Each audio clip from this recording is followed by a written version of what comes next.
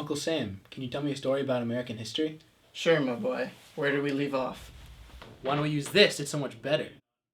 What a bright lad. Let's begin with the election of 1800. John Adams had begun to lose popularity over his dealings with the French and the Alien and Sedition Acts, which limited immigration and allowed the federal government to imprison people who criticized it. In the election of 1800, John Adams of the Federalist Party took on two candidates from the Democratic-Republican Party, Thomas Jefferson and Aaron Burr. Thomas Jefferson and Aaron Burr tied with the same amount of electoral votes. As a result, the House of Representatives elected Thomas Jefferson to be the third president of the United States. In 1802, Jefferson sent ministers to France to offer $10 million for New Orleans and a strip of land extending from that port eastward to Florida. Napoleon had wanted to gain power in the United States, but lost motivation because he needed to concentrate on fighting England and putting down a rebellion led by Toussaint L'Ouverture against the French in Santo Domingo.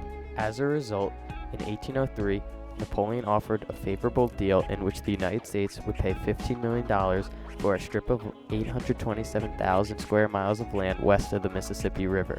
Along with the other Republicans of his time, Jefferson adopted a strict constructionist perspective in his policies. This philosophy discouraged any political action that wasn't explicitly granted in the Constitution. This made the decision to purchase the Louisiana Territory a difficult one, since the document didn't mention anything about acquiring new territory. After extensive thought, however, Jefferson reasoned that the opportunity was too important to pass up. The purchase granted access to the port at New Orleans. Additionally, it more than doubled the geographical size of the country, greatly expanding the land upon which the common man could farm. Shortly after the purchase, Jefferson selected a group of U.S. Army volunteers under the command of Meriwether Lewis and his associate William Clark to explore the new territory.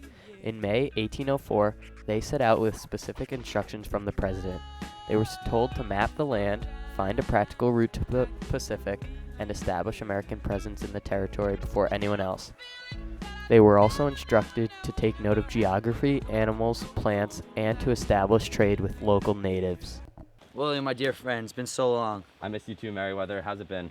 Kids, family, life's pretty good. About to go set out on this 2-year adventure. I've left you the responsibility of mapping our entire route, along with documenting the animals and plants that we meet on this journey.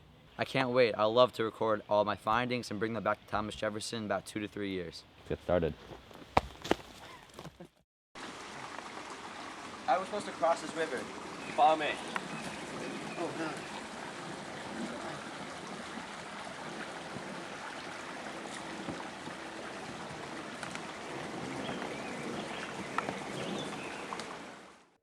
On their journey, Lewis and Clark had to pass over the daunted Rocky Mountains. So tired. We've walked for so many months. But alas, a mountain range looms in the distance. Lewis, the only way over is to climb it, my friend. Let's go. I guess we must go up. Oh, I've fallen. Give me your hand.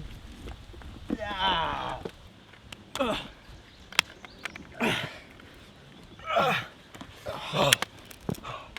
Alas, look at the vast territory we've traversed. And from the Rockies, Lewis and Clark made their way further west into unknown territory.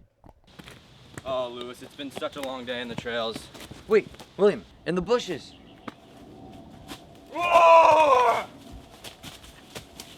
Let's kill it!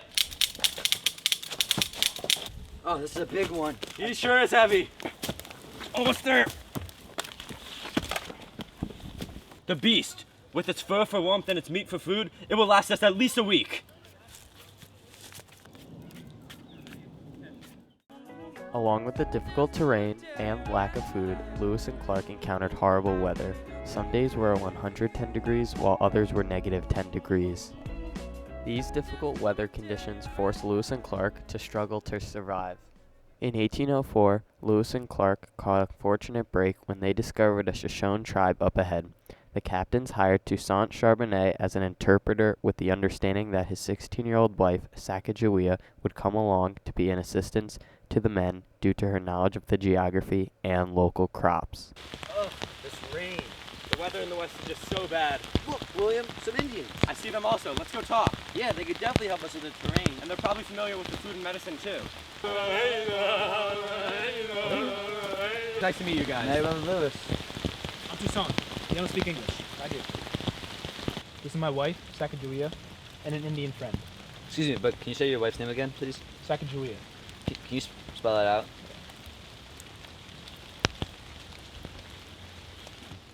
Sasagawea? Sakagawa? Kagawea? Sacagawea? Sakawewa? No, it's Sacagawea.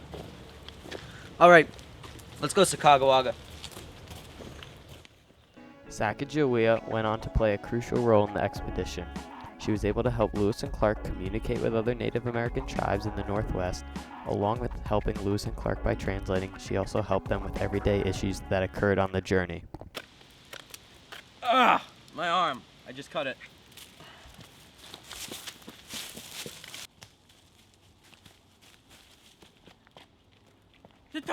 She says this will help you.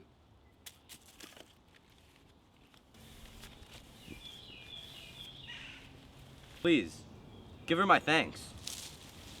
Kango Oakoi. As the expedition advanced over the Continental Divide in the late months of 1805, the men grew anxious. Goods such as whiskey and tobacco had run out. In November 1805, Clark noted in his journal that he could see the Pacific. However, the troops were still 20 miles from the shore. Harsh storms delayed any progress for the next 3 weeks. Oh, thank God for Sacagawea's knowledge on these plants. My arm's definitely healing. Wait, you smell that? I think I smell the ocean. It must be. It must be right around the corner here.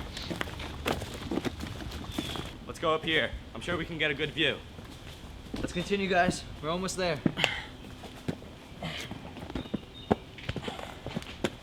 Come on.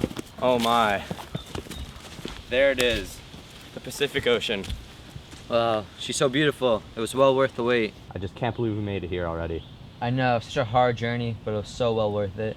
We learned a lot about the plants, animals, Native Americans, and the geography. I'm sure Jefferson will be pleased to hear what we've gathered. So will the rest of the citizens, and hopefully one day, future Americans can settle out and claim this land for their own. Such a magnificent journey, but which way is home? They don't know. Lewis, haven't you been mapping this entire journey in your notebook? About that. What the fuck? That was the story of Lewis and Clark. What happened to them? Clark lived a long and healthy life. What happened to Lewis? He killed himself.